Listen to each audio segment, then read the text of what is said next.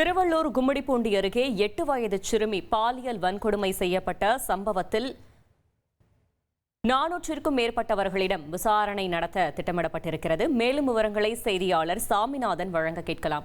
சாமிநாதன், வணக்கம். முழு தகவல்களை சொல்லுங்க. வணக்கம் மேடம்.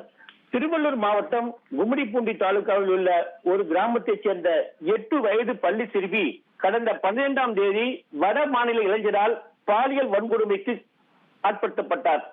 இந்த சம்பவம் நாடு முழுவதும் பெரும் அதிர்வலியை ஏற்படுத்தியுள்ள நிலையில் பல்வேறு அரசியல் கட்சிகளும் கண்டனம் தெரிவித்தும் குற்றவாளி பிடித்து நடவடிக்கை எடுக்க கோரியும் வலியுறுத்தி வருகின்றனர்.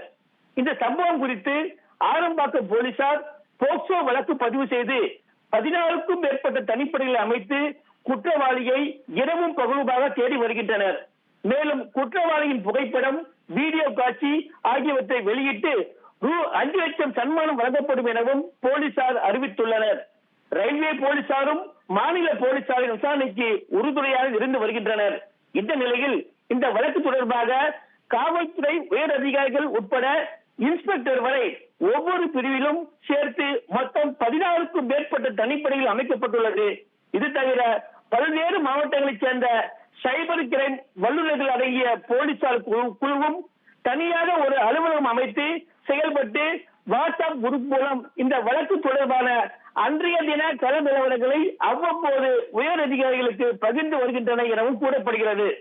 இவ்வாறு இந்த வழக்கு தொடர்பாக தனிப்படை போலீசார் பல்வேறு இடங்களில் இதுவரை 400க்கும் மேற்பட்டோரிடம் விசாரணை நடத்தியுள்ளனர். மேலும் குற்றவாளி குறித்து தகவல் தெரிந்தால் தெரிவிக்க வேண்டிய செல்போன் எண்ணை மாவட்ட போலீசார் அறிவித்த நிலையில் இந்த எண்ணுக்கு மட்டும் இதுவரை சுமார் 100க்கும் மேற்பட்ட அழைப்புகள் வந்துள்ளதாக தெரிய வந்துள்ளது. அதாவது குற்றவாளியை அங்கு பார்த்தேன், குற்றவாளியை எங்கு பார்த்தேன் என எந்த தகவல் வந்தாலும் அந்த தகவலை புறந்தள்ளாமல் சம்பந்தப்பட்ட போலீஸ் நிலையத்திற்கு உட்பட்ட பகுதியில் போலீசார் அவற்றை ஆய்வு செய்திடும் பணியும் ஈடுபட்டு வருகின்றனர்.